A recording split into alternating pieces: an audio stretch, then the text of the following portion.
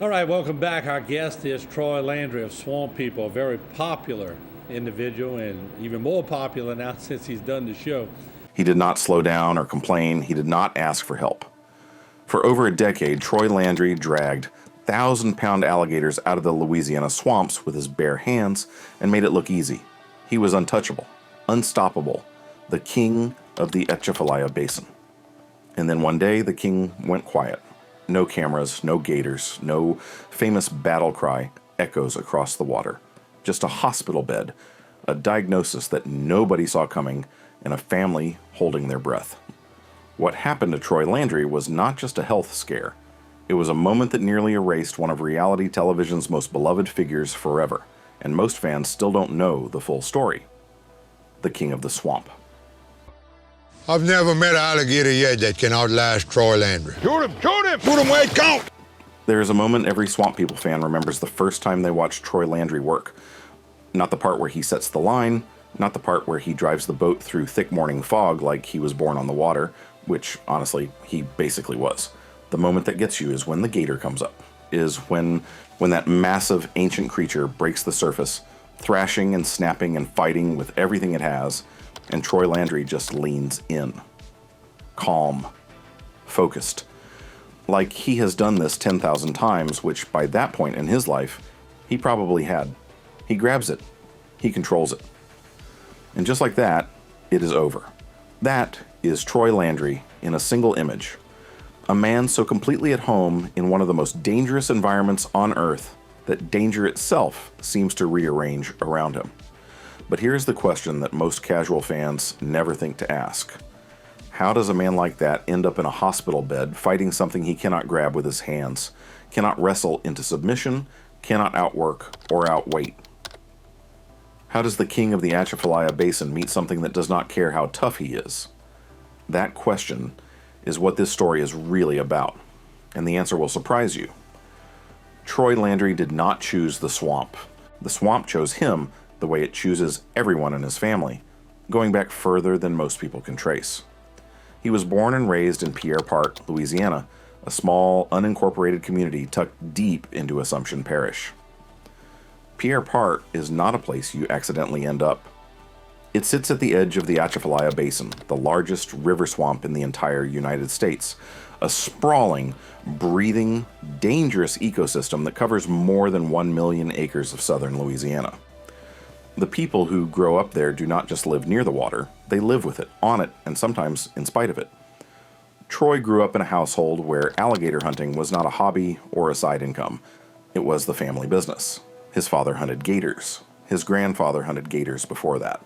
By the time Troy was old enough to sit in a boat without being a liability, he was already learning the rhythms of the basin, the way the water moves in September when hunting season opens, the way a line sits when something heavy is on the other end, the patience required to do this work day after day and still show up the next morning ready to go again. That upbringing shaped everything about who Troy Landry became, not just as a hunter, but as a man. When Swamp People premiered on the History Channel in August of 2010, nobody quite knew what to expect. The network had a decent track record with blue-collar reality programming, but Louisiana alligator hunters were a different proposition. It was a world most of America had never seen and could barely imagine. Within the first season, Troy Landry became the undisputed face of the show. His personality was the engine that drove everything. He was loud in the best possible way, funny without trying to be, and completely, utterly genuine in a television landscape full of people performing versions of themselves. Troy was not performing anything. What you saw was exactly what you got. In our office. Clint, aren't we some lucky fellas? Woo! Yeah! Woo! Woo! Ow! Ho, ho, ho, ho! Holy macaroni! Lord. His catchphrase, "Shoot 'em," became something genuinely rare in reality television. It became a cultural moment. People who had never set foot in Louisiana, who could not find Pierre Part on a map, were walking around saying "shoot 'em" and grinning about it. That kind of organic audience connection is not manufactured. It cannot be faked. It either exists or it doesn't, and with Troy Landry, it absolutely existed. But here's the thing about fame that builds that fast. It brings pressure that most people never see on screen. The shooting schedules get longer, the expectations get heavier. The network wants more, the audience wants more, and somewhere in the middle of all that wanting, the actual human being at the center of it still has to get up every morning and go to work. Troy kept going. Season after season, he showed up. He hunted. He joked with his sons, Jacob and Chase. He argued with them in that deeply affectionate way fathers and sons argue when they are actually very close. He made television that felt real because it was real. And through all of it, something was quietly building inside his body. Something that had nothing to do with alligators or swamp water or the relentless physical demands of his work. Something that does not announce itself with fanfare, does not give you a warning you can act on, and does not care one bit how strong you are. It was coming for Troy Landry. And by the time anyone knew it was there, it had already been there for a while. Stay with us, because what happened next is the part of Troy Landry's story that changes everything you thought you knew about him. The diagnosis that shook the bayou. Nobody who knows Troy Landry would ever describe him as the kind of man who goes to the doctor willingly. That is not an insult. That is just the reality of who he is and where he comes from. Men in Pierre Part do not take days off for checkups. They work through pain. They push through exhaustion. They deal with whatever the swamp throws at them and keep moving because stopping is not really an option when you have lines to run and a family depending on you. That mentality built Troy Landry into the man America fell in love with. But that same mentality almost cost him everything. Mercy, Lord of mercy, Lord of mercy. If you're gonna work with me, you got to work my way or no way. Troy Landry gonna get the job done no matter what. That's a papa. Oh yeah, give him a headache. Because while Troy was showing up every season doing what he always did, his body was quietly keeping a secret. And secrets like that one do not stay quiet forever. The news broke in a way that felt completely out of character for a man of Troy Landry's stature. Prostate cancer.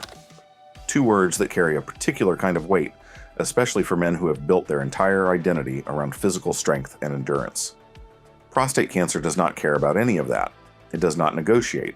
It does not respond to toughness, willpower, or decades of working in conditions that would break most people in a week. It simply grows quietly and without permission until the body can no longer pretend it is not there. Troy confirmed the diagnosis publicly, and the reaction from fans was immediate and overwhelming. Social media filled with messages from people who felt genuinely shaken by the news. And that reaction told you something important about what Troy Landry means to the people who have watched him all these years. This was not the response you give to a television personality you mildly enjoy. This was the response you gave to someone who feels like family. But here is what most fans did not fully understand at the time. The diagnosis alone was serious enough. What came after it was even more so. Troy underwent surgery to have his entire prostate removed. That procedure, known medically as a radical prostatectomy, is not a minor operation. It is one of the most significant surgical interventions a man can face, and the recovery that follows it is long, genuinely difficult, and humbling in ways that are hard to put into words for someone who has never been through it. For a man like Troy, the physical recovery was only part of the equation. The emotional weight of it was something else entirely. Think about who this man is. Think about the image he has projected for over a decade on national television, strong, fearless, completely in control of every situation the swamp throws at him. And then think about what it means for that man to lie in a hospital bed, dependent on medical staff, unable to work, unable to hunt, unable to be the version of himself that the world knows and that he himself has built his life around. That gap between who Troy Landry was on screen and what he was quietly going through off screen is the part of this story that most people glossed over when the news first came out. They heard that he had surgery, they heard that he survived, and they moved on relieved, assuming that surviving meant everything went back to normal. It did not go back to normal, not right away, not for a long time.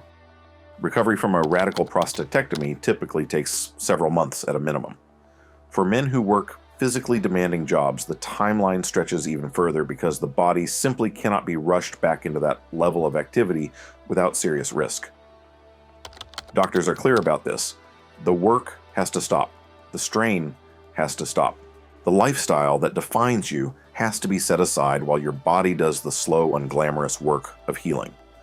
For Troy, That meant stepping away from the bayou, from the lines, from the boats, from the rhythms of a life he had lived every single day since he was a boy, watching his father do exactly what he had spent his career doing. That is not a small thing to ask of any man. For Troy Landry, it was enormous. And while he was away, the question that his absence created was one that nobody in the swamp people world wanted to say out loud. But everyone was thinking it. What happens to the show if Troy Landry cannot come back? What happens to the Landry family business if the man at the center of it is sidelined for good? What happens to the cast, the crew, the network, and the millions of fans who tuned in season after season specifically because of him? Those questions were hanging in the air over the Atchafalaya Basin like storm clouds, and the storm, it turned out, had more than one layer to it. Because Troy's health was only the beginning of what Swamp People was about to face. The show without its king. Being on the water and living off the land is part of our culture, so at a young age we learn how to maneuver, how to drive different types of boats. All right, buddy, let's put your life jacket on. Here is something the ratings numbers will never fully capture. There is a specific kind of emptiness that settles over a television show when the person who made it matter is suddenly not there. It is not something you can measure in viewership data or advertising revenue. It is something you feel in the first 5 minutes of an episode when the energy is slightly off, when the jokes do not land the same way, when the swamp looks exactly the same but somehow feels completely different. Swamp People fans know exactly what that feeling is. They lived through it, and some of them are still not over it. But before we get into what the absence did to the show, we need to talk about something that was already happening long before Troy's diagnosis ever entered the picture. Because the truth is, Swamp People was already navigating some very choppy water, and Troy's health crisis did not create those problems. It just made them impossible to ignore. Swamp People premiered in the summer of 2010 and became one of the History Channel's biggest hits almost overnight. At its peak, the show was pulling in close to 8 million viewers per episode. That is not a niche audience. That is a genuine cultural phenomenon, the kind of numbers that networks build entire programming strategies around. But peak audiences never last forever. By the middle of the show's run, viewership had begun the slow, uncomfortable decline that eventually catches up with almost every long-running reality series. The novelty of the Bayou lifestyle, as compelling as it genuinely was, began to feel familiar to audiences who had now spent years watching it. The network responded the way networks always respond in that situation. They expanded the cast, introduced new hunters from different regions, and tried to broaden the show's geographic scope to keep things feeling fresh. Some of those additions worked, some of them didn't.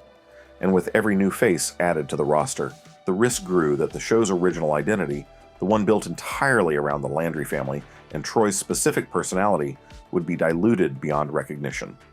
That is a real and dangerous thing that happens to reality shows that stay on air long enough. They chase relevance and accidentally lose what made them relevant in the first place.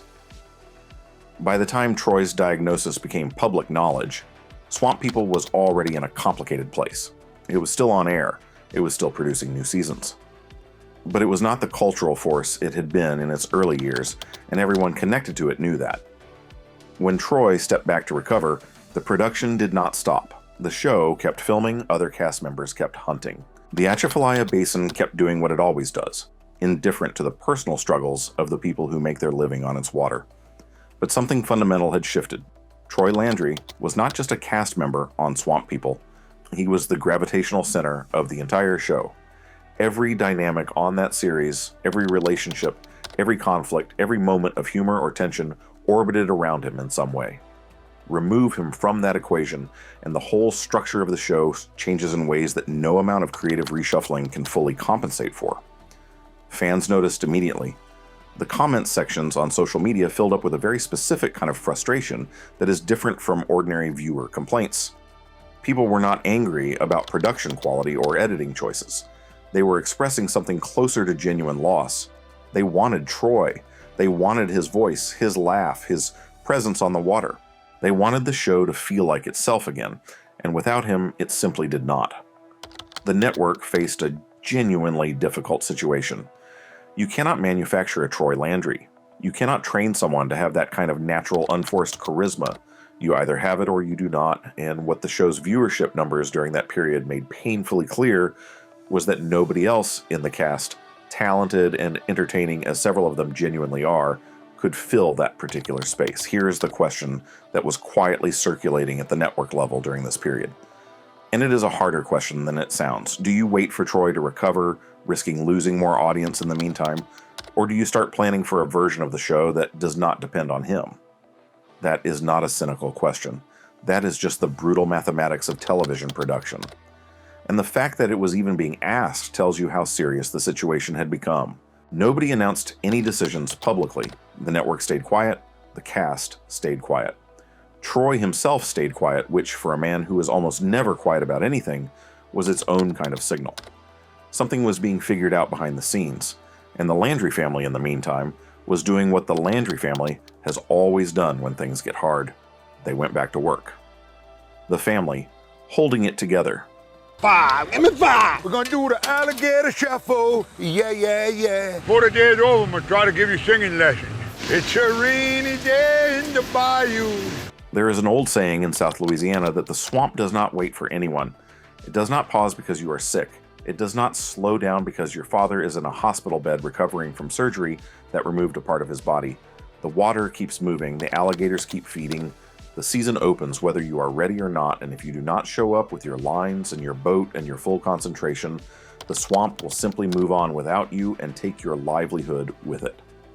The Landry family understood this better than anyone, and when Troy could not be there, they made a decision that said everything about who they are and where they come from. They showed up anyway, every single one of them. But here is what most fans watching from their living rooms did not fully appreciate during that period. Showing up was only the visible part. What was happening beneath the surface, inside the family, inside the business, inside the dynamic that had held the Landry operation together for generations, was far more complicated than it looked from the outside. Troy's two sons, Jacob and Chase, had been fixtures on Swamp People since the early seasons. Viewers watched them grow up in a very real sense, not literally from childhood, but from young men learning their father's trade into seasoned hunters with their own instincts, their own styles, and their own growing confidence on the water. Jacob Landry, Troy's eldest, had always carried a quiet steadiness that complemented his father's louder, more outwardly expressive energy. Where Troy commanded a room, Jacob worked it differently. He was observant, methodical, and deeply knowledgeable about the basin in a way that did not always translate into big television moments, but absolutely translated into results when it mattered. When Troy stepped back, Jacob stepped forward, and the transition, while not seamless, was genuine. He was not performing leadership. He was exercising it, drawing on everything his father had taught him across decades of working side by side on the same water. Chase Landry presented a different kind of challenge and a different kind of asset. Chase is Troy's son in the most complete sense of the phrase. He has his father's energy, his father's humor, and his father's absolute refusal to treat any situation as more serious than it needs to be. Viewers have always loved Chase for exactly those reasons. But stepping into an expanded role during his father's absence required something beyond personality. It required maturity. It required the ability to hold the operation together under pressure while also managing his own emotions about what his father was going through privately. That is a lot to ask of anyone, let alone a young man whose entire professional identity had been built in his father's shadow. What both sons demonstrated during that period, quietly and without making a production of it, was that Troy Landry had done his job as a father and as a mentor. The men he raised were capable of carrying the weight when it was placed on their shoulders. That is not a small thing, that is actually the whole thing.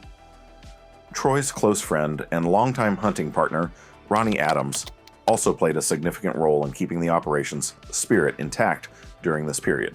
Ronnie has been part of the Swamp People story almost from the beginning, and his relationship with Troy is the kind of friendship that requires few words to convey a great deal. When Troy was not on the water, Ronnie carried something of Troy's presence with him simply by being there and being himself, continuing the traditions and rhythms the two men had shared over years of working together. What the Landry Circle demonstrated during Troy's recovery was something reality television rarely shows honestly. Most of the time, These shows thrive on conflict, on tension, on the manufactured drama of people not getting along. What happened in the Landry family during this period was the opposite. It was a family pulling toward each other instead of apart. It was people absorbing more than their share of the load without complaint, without credit seeking, and without losing sight of what they were actually doing it for. They were doing it for Troy, and Troy knew it. There are moments in a person's life when they find out what they have actually built. Not the career, not the television show, not the public image, the real thing, the human structure underneath all of it. And Troy Landry's illness was one of those moments, and what it revealed was a family that was stronger than the sum of its parts. But strength within the family could only go so far, because outside the family, questions were getting louder and harder to dismiss. Questions about the future of the show itself, about Troy's long-term health, and about whether the king of the Atchafalaya Basin would ever fully return to the throne that had been waiting for him. Those questions were about to get some very significant answers. Troy Landry, today. The first time Troy Landry walked back onto that boat after everything he had been through, something shifted. Not in the swamp. The swamp does not shift for anyone, and Troy would be the first person to tell you that. What shifted was something harder to name. Something in the way he carried himself. Something in the way he looked at the water that had been the backdrop of his entire life. Like a man who had been somewhere very dark and come back from it, and who now understood in his bones what it meant to be standing in the light again. That moment did not make the headlines the way his diagnosis had. It did not generate the flood of social media posts that the news of his cancer had triggered. It was quieter than that, more personal. But in many ways, it was the most important moment in Troy Landry's story, because returning is always harder than leaving. And what Troy came back to was not exactly what he had left behind. Troy has spoken publicly about his recovery in the way that men like him tend to speak about difficult things, directly, without self-pity, with a kind of matter-of-fact honesty that does not reach for drama because the reality itself is dramatic enough without any embellishment. He has acknowledged that the surgery changed him, not in the sense of diminishing him, but in the sense of reordering his priorities in ways that a man who has never faced a serious health crisis simply cannot manufacture through willpower alone. You do not go through what Troy went through and come out the other side thinking about exactly the same things in exactly the same way. The experience does not allow for that.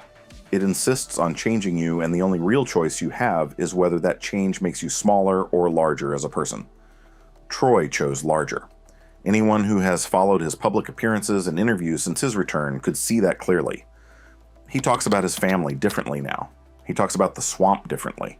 There is a gratitude beneath his words that has always been part of his personality, but has since become more visible, less buried under the relentless forward momentum of a man who spent decades not slowing down long enough to feel it. What about your wife? Does she take it in Oh, stride? my wife's good with it. She loves it. She's easy going. She stands on the side of me no matter what. His wife, Bernita, who has been the quiet foundation of the Landry household throughout everything the family has navigated publicly and privately, has spoken about how the experience affected Troy at home.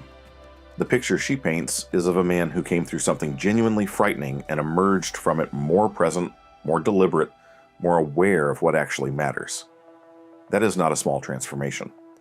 For a man of Troy Landry's generation and background, that kind of emotional openness represents a significant shift. As of the time of this script, Swamp People continues to air on the History Channel, currently in its 15th season, a remarkable run by any measure of reality television longevity.